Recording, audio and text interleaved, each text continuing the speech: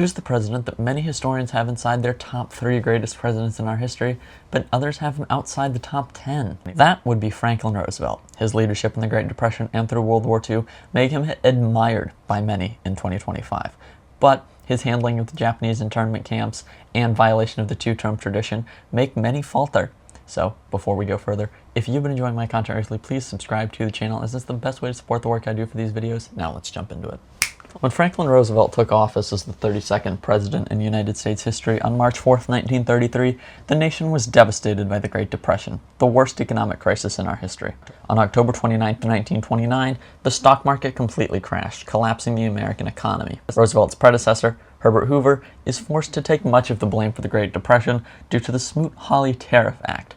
But Roosevelt, who I will now call FDR, led the country into economic prosperity in his presidency. He guided the United States out of the Depression with bold leadership and sweeping policy reform. When he took office, nearly 25% of Americans were unemployed, and banks were failing at an alarming rate. In his first 100 days, FDR declared a national banking holiday and signed the Emergency Banking Act, allowing only solvent banks to remain open, restoring public trust and confidence in the financial system.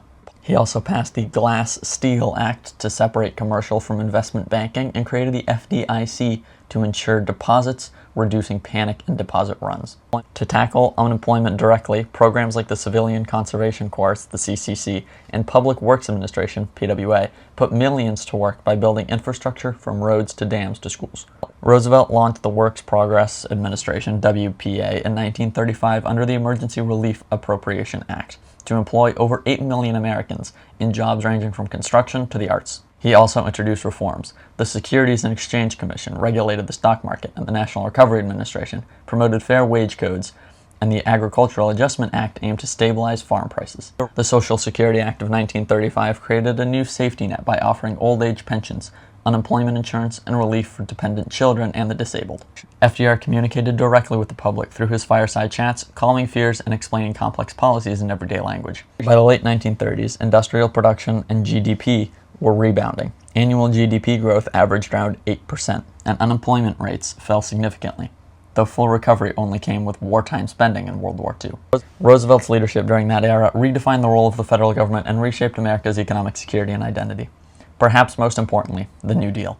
It was a series of programs and reforms introduced by FDR during the Depression to help American people recover from the economic collapse. It focused on what Roosevelt called the 3 R's: relief for the unemployed, recovery of the economy, and reform of the financial system to prevent another depression.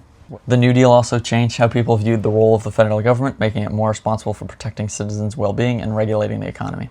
It was important because it not only helped lift the country out of the Depression, but also permanently reshaped the American government and society. Many historians agree that the New Deal programs were Roosevelt's greatest success. Roosevelt showed incredible leadership during World War II by guiding the United States through one of its most dangerous and important times. Even before the U.S. entered the war, he supported the Allies by sending weapons and supplies through the Lend-Lease Act, helping Britain and the Soviet Union fight off Nazi Germany. After the surprise attack on Pearl Harbor in 1941, Roosevelt gave a powerful speech, calling it a date which will live in infamy, and Congress declared war quickly. He helped organize the U.S. military into a powerful force by working closely with generals like Dwight D. Eisenhower and George Marshall. Roosevelt also united the American people, using his fireside chats again to keep them informed and hopeful. At home, he led a massive wartime production effort, turning factories into places where tanks, ships, and planes were built around the clock. He helped create a strong alliance with Britain and the Soviet Union, forming the Big Three, with Winston Churchill and Joseph Stalin. Together, they planned major strategies and agreed on how they would shape the world after the war. Roosevelt's leadership helped defeat the Axis powers and gave the U.S. a leading role in global affairs. Even though he died before the war ended, his actions helped secure a victory and build a new world order through the creation of the United Nations. However, in light of the success, I must mention the Japanese internment camps, which were an extreme violation of civil rights. Over 120,000 Japanese Americans, most of whom were U.S. citizens, were forced from their homes and sent to live in crowded, poorly built camps surrounded by barbed wire and guards. Families lost their homes, businesses, and belongings, and where they were treated as enemies simply because of their race. Life in the camps was harsh, with poor living conditions, limited privacy, and little freedom. This dark chapter in American history showed how fear and prejudice can lead to injustice, even in a country that promises liberty and equality for all. In 1940, Roosevelt made the controversial decision to run for a 3rd term, breaking the long-standing tradition set by George Washington of only serving 2 terms. Roosevelt argued that the world was facing a dangerous time with World War II already raging in Europe, and he believed his leadership experience was needed. Supporters agreed, saying that his steady hand was necessary to keep America safe and prepared. However, critics accused him of wanting too much power and feared he was becoming more like a king than a president. The decision divided the country, especially among Republicans and even some Democrats who believed in limited presidential terms. Newspapers and politicians across the nation debated whether FDR's move was bold or dangerous. Despite the controversy, Roosevelt won the election, showing that many Americans trusted him during uncertain times. His choice set off a national conversation about term limits and presidential power. Eventually, this led to the 22nd Amendment, which officially limited presidents to 2 terms, making FDR's 3rd and 4th terms truly historic and unique. FDR's legacy is truly monumental, and his steady leadership, winning 4 elections in a landslide, make him well-liked in 2025. As for his predecessor, Herbert Hoover, not so much. Click here to learn more.